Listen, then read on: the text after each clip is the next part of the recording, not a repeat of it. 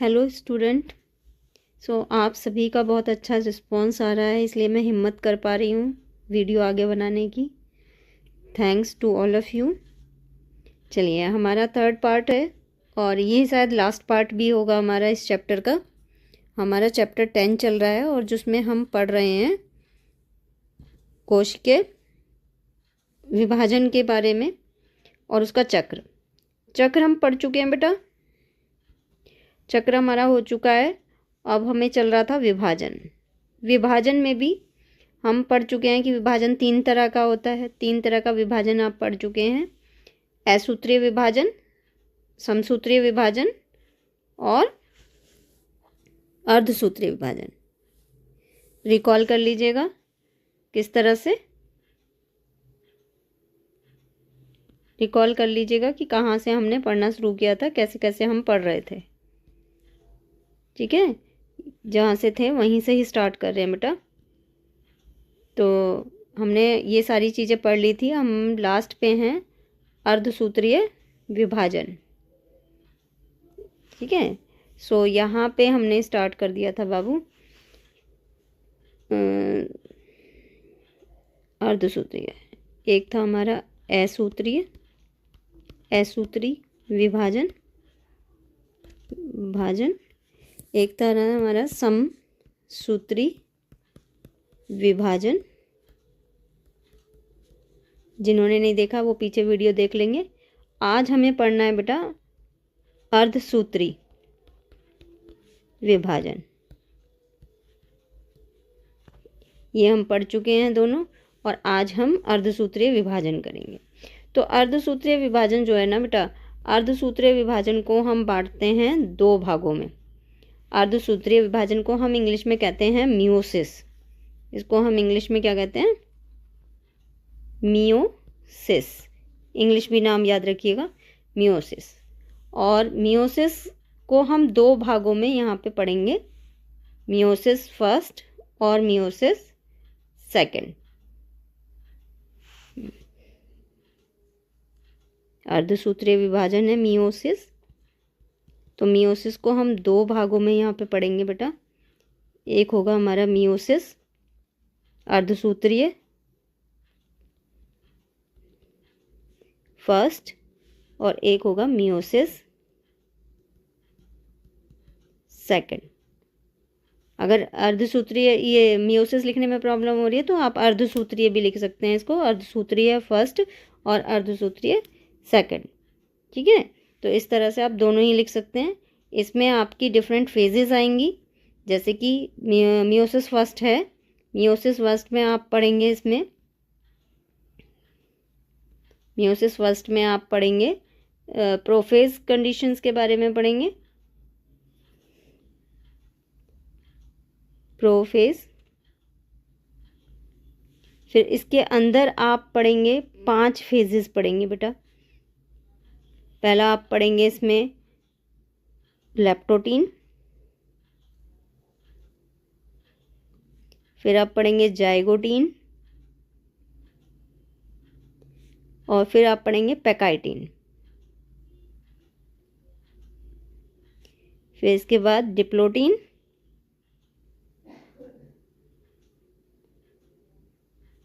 और फिर इसके बाद हम पढ़ेंगे डाइकाइनेस। इसी की ही स्टेज है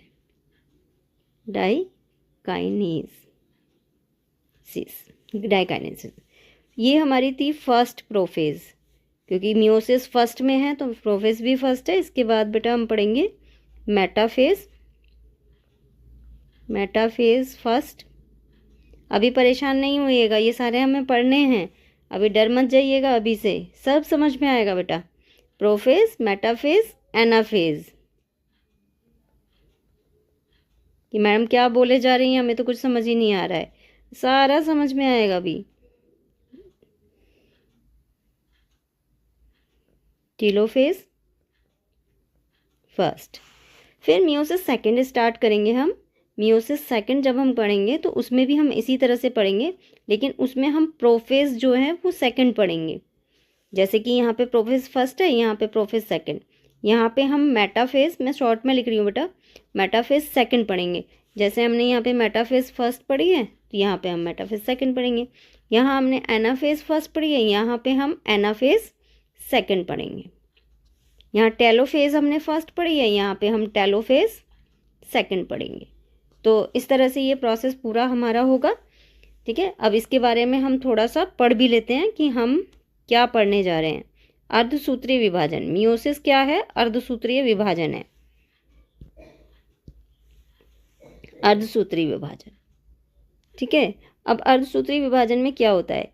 यह एक विशिष्ट प्रकार का कोशिकीय विभाजन है जिसमें द्विगुणित मतलब डिप्लॉयड कोशिका से बनने वाली दोनों संति कोशिकाओं के गुणसूत्रों की संख्या मात्र कोशिका से आधी रह जाती है। अब इसको समझिए बेटा, इसमें ये क्या कह रहे हैं? इसमें ये कह रहे हैं बेटा कि अगर कोई कोशिका है जिसमें, जैसे अगर हम ह्यूमन कोशिका ही ले लें, उसमें कितने गुणसूत्र हैं? 46 हैं। तो ये कैसी कोशिका है? ये द्विगुणित है, डिप्लॉयड, क्योंकि इसमें 2 सेट है। 23 के 2 सेट बनते हैं इसमें, क्योंकि 46 बराबर होता है 2 सेट। 23 के 2 सेट बनते हैं। ठीक है, तो 23 को अगर हम n ले लें तो इसको दुगना कर दें तो ये कितनी हो गई? डिप्लॉयड हो गई, है ना। इसको हम क्या कहेंगे? डिप्लॉयड कहेंगे। 2n हो गई। 2n समझने में आया है ये? तो इनसे ये कह रहे हैं कि इनसे जो दोनों संति कोशिकाएं बनेंगी, उनमें गुणसूत्रों की संख्या क्या होगी? आधी होगी। मतलब इसमें 23 होगी और इसमें भी 23 होगी, 23 होगी। मतलब 46 का आधा होगा। ये बात आपको समझनी है इसमें कि द्विगुणित जो कोशिका होगी, द्विगुणित कोशिका से जो संति कोशिकाएं बनेंगी, संति कोशिकाएं मतलब संतान जो बनेंगी, उनमें गुणसूत्रों की जो संख्या होगी वो आधी होगी, आधी रह जाएगी। इसी को हम क्या कहते हैं? अर्धसूत्रीय विभाजन कहते हैं, जिसमें कि गुणसूत्र आधे रह जाएं। आप देख रहे हैं यहाँ पे कैसे हैं? 2n है, यहाँ क्या रह गए? n ही तो रह गए। हमने 23 को ही तो n माना था, 23 को हमने n माना था, तो n रह गए, 23 रह गए। तो यही बात यहाँ पे कही गई है आपसे। नेक्स्ट चलिए दूसरी चीज़ देख लेते हैं। दूसरा हमसे कहा गया है अर्धसूत्रीय विभाजन की मुख्य विशेषताएं। मुख्य विशेषताएं क्या हैं अर्धसूत्रीय विभाजन की? तो ये देखते चलते हैं। देखिए पहली विशेषता, जीन नहीं है बेटा, इसको जिन कर लीजिएगा। जिन कोशिकाओं में इस प्रकार का विभाजन संपन्न होता है उन्हें मियोसाइट कहते हैं। ये बहुत इंपॉर्टेंट है बेटा, ये नीट वगैरह में भी क्वेश्चन में पूछा जा सकता है। मियोसाइट सेल किसे कहते हैं? जो द्विगुणित सेल होती है। अभी हमने कहा था द्विगुणित, जो 2n सेल होती है, जिसमें 2n होते हैं। 2n सेल जो भी होगी, जिसमें 2 सेट होंगे क्रोमोसोम के, गुणसूत्रों के 2 सेट होंगे, उसको मियोसाइट के सेल कहते हैं। और मियोसाइट सेल कहते हैं उसे हम, या फिर हम नर के अंदर उसको स्पर्मेसाइट कहते हैं। मादा के अंदर इसको ओ कर लीजिएगा, ये ओ है, ऊसाइट कहते हैं। मादा के अंदर उसको ऊसाइट कहते हैं। नर के अंदर उसको स्पर्मोसाइट कहते हैं, और मादा के अंदर उसे ऊसाइट कहते हैं। तो अलग अलग में, नर में अलग नाम है, मादा में अलग नाम है। और अगर दोनों में एक ही नाम देना चाहते हो तो मियोसाइट नाम दे सकते हो। मियोसाइट, दोनों में ही मियोसाइट है। ठीक है, तो 2 द्विगुणित कोशिका में ही होता है अर्धसूत्रीय विभाजन, और द्विगुणित कोशिका को ही हम मियोसाइट कहते हैं। जैसे कि अभी हमने द्विगुणित कोशिका बनाई थी कि जो ह्यूमन बीइंग है उसमें 46 क्रोमोसोम होते हैं द्विगुणित कोशिका में, तो उस कोशिका को हम क्या कहेंगे? मियोसाइट सेल कहेंगे। नेक्स्ट, अर्धसूत्रीय विभाजन आरंभ होने से पूर्व अंतरावस्था। बेटा अंतरावस्था जो है वो है इंटरफेज। आपने अगर पहला वीडियो देखा है तो आपको पता है इंटरफेज कौन सी है, जिसमें G1, S और G2 ये तीनों अवस्थाएं हमारी आती हैं, इनको इंटरफेज कहते हैं। तो इंटरफेज जो पूर्व अंतरावस्था है वो आती ही है, जैसे कि सूत्रीय विभाजन के समान ही होती है। मतलब सूत्रीय विभाजन में भी आएगी वो, अर्धसूत्रीय विभाजन में भी आएगी। इंटरफेज तो दोनों में ही आनी है, कोई भी है। नेक्स्ट, अर्धसूत्रीय विभाजन फर्स्ट। अभी हमने पढ़ा था ना मियोसिस फर्स्ट, कि मियोसिस फर्स्ट में क्या होता है, तो ये मियोसिस फर्स्ट की बात कर रहे हैं बेटा। अर्धसूत्रीय फर्स्ट मतलब मियोसिस फर्स्ट विभाजन में सम लिखिएगा बेटा, इसे समजात गुणसूत्रों का युगलन व पुनर्योजन होता है। युगलन मीन्स युग्मक बनते हैं, युग्मक मीन्स जोड़े होते हैं, ठीक है, इसको समझिएगा। युगलन मीन्स क्या होता है, जोड़े बनते हैं। और ये जोड़े जैसे कि आपके पेन हैं, ये 2 पेन हैं, इनके ऊपर आपका कैप लगा हुआ है, ये कैप आपका भरा हुआ है और ये खाली है। तो इनमें क्या होता है कि ये जो पेन है ये अपने इसको दे देते हैं और भरे हुए को इसको दे देते हैं। तो ये क्या हो गया, ये हो गया पुनर्योजन कर देना, एक दूसरे की चीज़ों को एक्सचेंज कर देना। तो ये इस तरह से एक्सचेंज भी करेंगे। अभी हम इसमें पढ़ने वाले हैं अर्धसूत्रीय विभाजन के फर्स्ट में, मियोसिस फर्स्ट मतलब अर्धसूत्रीय विभाजन फर्स्ट मतलब है मियोसिस फर्स्ट, ठीक है। नेक्स्ट है आपका बेटा अर्धसूत्रीय विभाजन सेकंड। अर्धसूत्रीय विभाजन सेकंड के अंत में 4 अगुणित कोशिकाएं बनेंगी। 4 अगुणित कोशिकाएं बनेंगी। 4 का मतलब है कि पहले आपका ये विभाजन किया द्विगुणित, ये क्या है 2n है, द्विगुणित कोशिका है।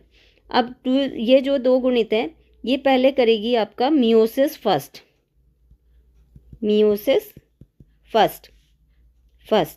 तो मियोसिस फर्स्ट जब ये करेगी तो बेटा 2 कोशिकाएं बनाएगी, 2 संति कोशिकाएं बनाएगी और उनमें क्या हो जाएगा, उसमें nn हो जाएगा। अगर ये 2n थी तो इसमें nn हो जाएगा। मतलब कि अगर इसमें 4 गुणसूत्र थे तो इसमें 2 और इसमें 2 हो जाएंगे, आधे हो जाएंगे, मतलब इसके आधे होंगे मियोसिस फर्स्ट में, है ना। और मियोसिस फर्स्ट के बाद दूसरा जो विभाजन ये वाली करेंगी, इसको हम कहते हैं मियोसिस सेकंड। तो मियोसिस सेकंड में कितनी कोशिकाएं बनी, कितनी दिख रही हैं आपको, बनी ना 4। और लेकिन इसमें क्या होगा, इसमें क्रोमोसोम विभाजित होंगे, इसमें क्या होगा, क्रोमेटिड विभाजित होंगे। तो इसमें nn ही होंगे, सारे गुणसूत्रों के नंबर वही होंगे जो ऊपर थे। तो यहाँ पे क्या हो रहा है, यहाँ पे बेटा गुणसूत्र विभाजन हो रहा है, गुणसूत्रों का विभाजन हो रहा है। और यहाँ पे क्या हो रहा है बेटा, यहाँ पे आपके क्रोमेटिड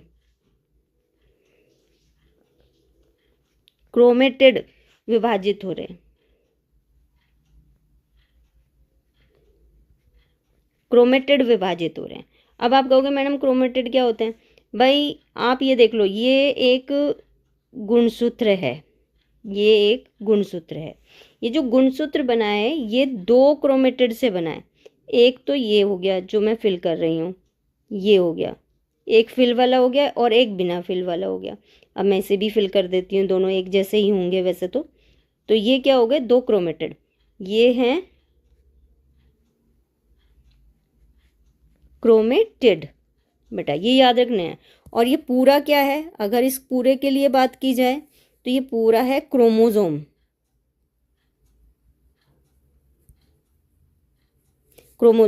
या इसको हम कह दें गुणसूत्र। पूरा क्या है, गुणसूत्र है। और लेकिन एक पार्ट क्या है, ऊपर से लेके नीचे तक का पूरा पार्ट क्या है, एक पार्ट पूरा का पूरा हमारा क्रोमेटिड है। जैसे कि आप लोग हैं, आपकी बॉडी को हम 2 भागों में बांट दें, आपके 2 पैर हैं, 2 हाथ हैं, ये 2 जो हैं आपके हाथ हैं, ये 2 जो आपके पैर हैं। अगर मैं इसको यहाँ बीच में से कट कर दूँ तो ये जो आधा भाग है ये जो है ये एक क्रोमेटिड है और ये एक क्रोमेटिड है। तो मैं कहूँगी 2 क्रोमेटिड के मिलने से एक क्रोमोसोम बनता है, एक गुणसूत्र बनता है। तो एक गुणसूत्र कैसे बनता है, 2 क्रोमेटिड के मिलने से बनता है, ठीक है। बीच का जो भाग होता है इसको हम कहते हैं सेंट्रोमेयर, जिससे कि जैसे हमारा पेट है, हमारे हाथ पैर इसी से जुड़े हुए हैं, तो ये है सेंट्रोमेयर। ये सेंट्रोमेयर, सेंटर वाला जो पार्ट है वो सेंट्रोमेयर कहा जाता है। तो इसमें यही कहा गया है कि यहाँ पे तो गुणसूत्रों का विभाजन होगा और यहाँ पे क्रोमेटिड का विभाजन होगा मियोसिस सेकंड में। आई थिंक आपको समझ में आ गया होगा। चलिए आगे बढ़ते हैं, है ना, आगे बढ़ते हैं बेटा। यस, अब हम डिटेल में पढ़ते हैं कि हम क्या पढ़ना चाह रहे हैं। देखिए अब हम डिटेल में आ जाते हैं यहाँ पे कि हम स्टेप वाइज पढ़ेंगे। अर्धसूत्रीय विभाजन फर्स्ट पे आ गए हम कि फर्स्ट में क्या हो रहा है ना।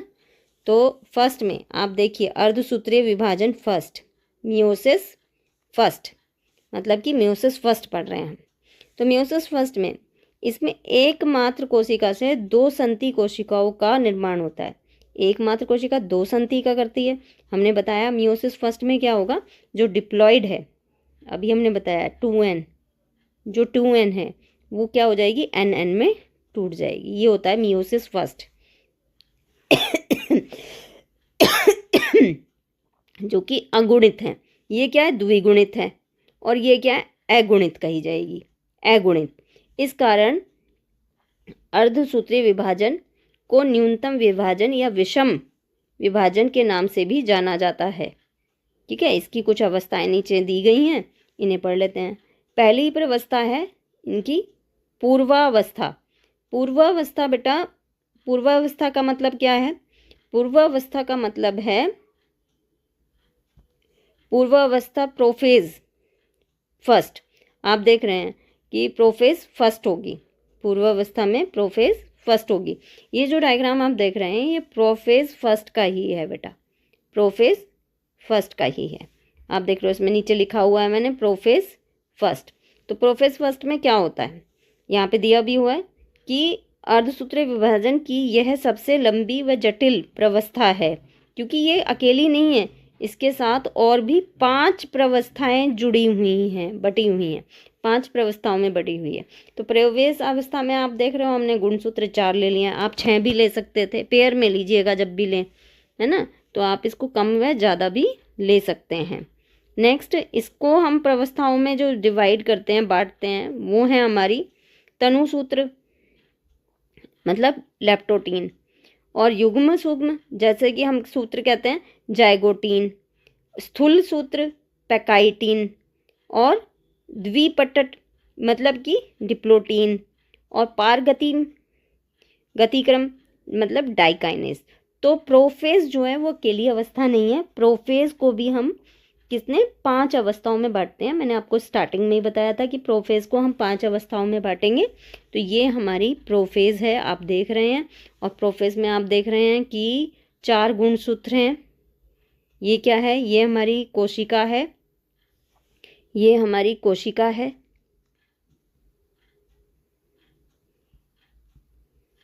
कोशिका है, ये केंद्रक है, केंद्रक है, ये गुणसूत्र हैं, ये न्यूक्लियोसोम है, केंद्रिका है, ये इनके बीच में जो है ये सेंट्रोसोम है।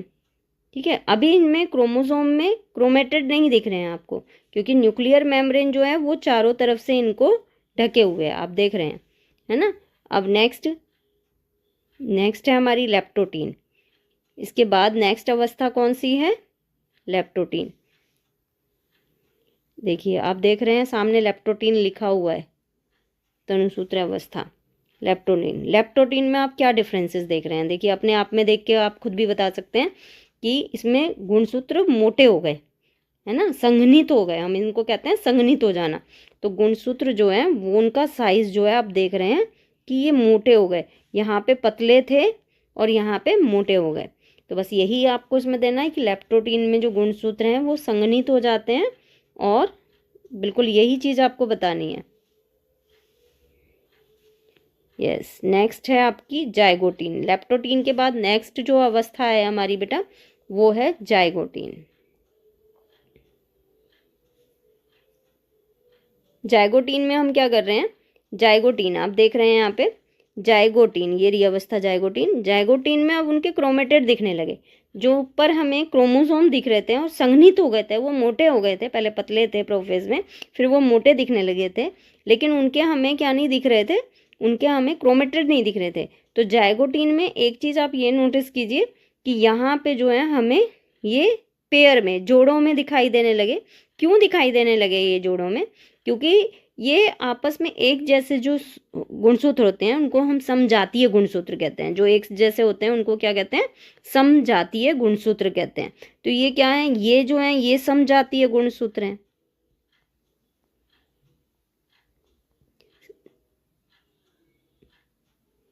समजातीय गुणसूत्र हैं। तो ये समजातीय गुणसूत्र हैं और समजातीय जो गुणसूत्र होते हैं वो एक जैसे होते हैं। तो एक जैसे जो गुणसूत्र हैं वो एक दूसरे के पास आ गए और एक इनके बीच में एक फोर्स लगता है जिसे हम कहते हैं सिनेप्टिक फोर्स, जिससे कि ये आपस में एक दूसरे से बायवैलेंट बॉन्ड से बंध जाते हैं। बायवैलेंट बॉन्ड से बंध जाते हैं इस सिनेप्टिक फोर्स के कारण और ये आपस में जुड़ जाते हैं। इस अवस्था को ही हम कहते हैं जाइगोटीन अवस्था, या इसको हम नाम दे सकते हैं युग्म सूत्र अवस्था, युग्म सूत्र। ठीक है, लेप्टोटीन को हम तनु सूत्र कहते हैं। उसमें वो तनु थे, तनु के जैसे थे, पतले थे, संघनित हो गए थे, पर इतने ऐसे नहीं थे जैसे प्रोफेज में थे। नेक्स्ट इज पैकाइटीन अवस्था। अब पैकाइटीन अवस्था बहुत इंपॉर्टेंट अवस्था है। अब जोड़े युग्मन जो होना तो यहाँ पे हो गया कि जोड़े बन गए। अब यहाँ पे जो हम कह रहे थे कि एक पेन लीजिए, उसका कैप लेके उधर कैप आप लगा दीजिए या उधर लगा दीजिए, तो यहाँ पे वही प्रोसेस हो रहा है। यहाँ पे क्या हो रहा है कि क्रोमोसोम्स जो हैं वो अपने एक भाग को दूसरे भाग से क्या कर रहे हैं? एक्सचेंज कर रहे हैं। यहाँ पे क्रोमोसोम्स जो हैं वो इस तरह से एक दूसरे से इस तरह से क्रोमोसोम्स के क्रोमेटिड कट हो रहे हैं। तो अगर हम कहें कि ये वाला जो भाग है ये फिल है, ये जो गुणसूत्र है ये है, तो ये क्या कर रहा है कि अपना इतना भाग काट के इसको दे देगा और ये वाला जो है ये अपना इतना भाग काट के इसको दे देगा। तो इस स्टेज में ये हो रहा है बेटा, एक दूसरे से क्रोमोसोम क्रॉसिंग ओवर कर रहे हैं, मतलब कि एक दूसरे को अपना एक्सचेंज कर रहे हैं, चीज़ों का दान कर रहे हैं। और ये एक एंजाइम की वजह से होता है जिसे एंडोन्यूक्लियेज एंजाइम कहते हैं। ठीक है, एंडोन्यूक्लियेज एंजाइम जो है वो कट करने में हेल्प करता है और जोड़ने में गायरेज भी है, लाइकेज भी है, ये हमारे ज्वाइनिंग में हेल्प करते हैं। फिर इसके बाद हमारी नेक्स्ट अवस्था आ रही है पैकाइटीन के बाद डिप्लोटीन। देखिए, पैकाइटीन में क्रॉसिंग ओवर हुआ, लेकिन वो क्रॉसिंग ओवर जो है वो दिखा नहीं। हमने कहा यहाँ पे एक्सचेंजिंग हो गया। इस एक्सचेंजिंग को हम क्या कहते हैं? क्रॉसिंग ओवर कहते हैं। क्रॉसिंग ओवर यहाँ पे हुआ बेटा, लेकिन ये दिखेगा कहाँ पे? ये क्रॉसिंग ओवर दिखता बेटा डिप्लोटीन में है। कैसे? कि डिप्लोटीन के अंदर आपको दिखेगा कि ये जो ऊपर वाला जो आपका गुणसूत्र था, इसमें इतना पार्ट तो दूसरे का आ गया और बाकी ये फिल वाला ही रहा। मतलब कि इसने ये पार्ट जो है दूसरे के साथ अदला बदली कर ली, और जो दूसरा नीचे वाला जो था ये तो पूरा का पूरा खाली खाली था, ऐसे था, तो इसने ये वाला पार्ट इसका ले लिया। तो ये आपको दिखाई दे रहा है, ये कौन सी स्टेज में दिखाई देगा बेटा? ये डिप्लोटीन में दिखाएगा। ये अंतर जो है बहुत इंपॉर्टेंट है कि इसमें हो क्या रहा है। आप पढ़ लीजिएगा, इसका सॉल्यूशन भी यही निकलेगा आपका कि क्या हो रहा है। क्रॉसिंग ओवर जो होगा, रिकॉम्बिनेशन, पुनरावृत्ति जिसे हम हिंदी में कहते हैं, वो आपका किस में होगा? पैकाइटीन में होगा। इसको याद रखिएगा। नेक्स्ट, इसके बाद नेक्स्ट स्टेज आती है डाइकाइनेज। डाइकाइनेज स्टेज में कुछ मेन इंपॉर्टेंटली आपको दिख नहीं रहा होगा कि डिप्लोटीन में और इसमें क्या डिफरेंसेस है। हाँ, डिफरेंसेस हैं बेटा। डिफरेंसेस ये हैं कि ये जो न्यूक्लियोलस है ये शेडेड हो जाएगा, आपका कम दिखने लगेगा। न्यूक्लियर मेम्ब्रेन जो है आपकी यहाँ पे डिसअपियर होने लगेगी, ये दिखना धीरे धीरे कम होती जा रही है। पहले की कंपैरिजन में आप डिप्लोटीन और डाइकाइनेज में कंपैरिजन करें तो आपका न्यूक्लियर मेम्ब्रेन जो है वो पहले से और भी कम हो जाएगी, टूट जाएगी, ब्रेक हो जाएगी, ये यहाँ से ब्रेक हो जाएगी। और न्यूक्लियोलस जो है वो भी बहुत थोड़ा सा दिखाई देगा, इसकी कंपैरिजन में आपको कम ही दिखाई देगा। तो ये आपका डिप्लोटीन और डाइकाइनेसिस में डिफरेंसेस हैं। फिर इसके बाद हम आ जाते हैं बेटा, डिप्लोटीन डाइकाइनेज हो गए तो हम आ गए मेटाफेज, क्योंकि इसके बाद हमारी कौन सी फेज आएगी? मेटाफेज आएगी। मेटाफेज पे ये जो गुणसूत्र होते हैं ये एक इक्वेटर पे लाइन पे आ जाते हैं, जैसे कि अर्थ का इक्वेटर होता है, तो उस इक्वेटर लाइन पे आ जाते हैं।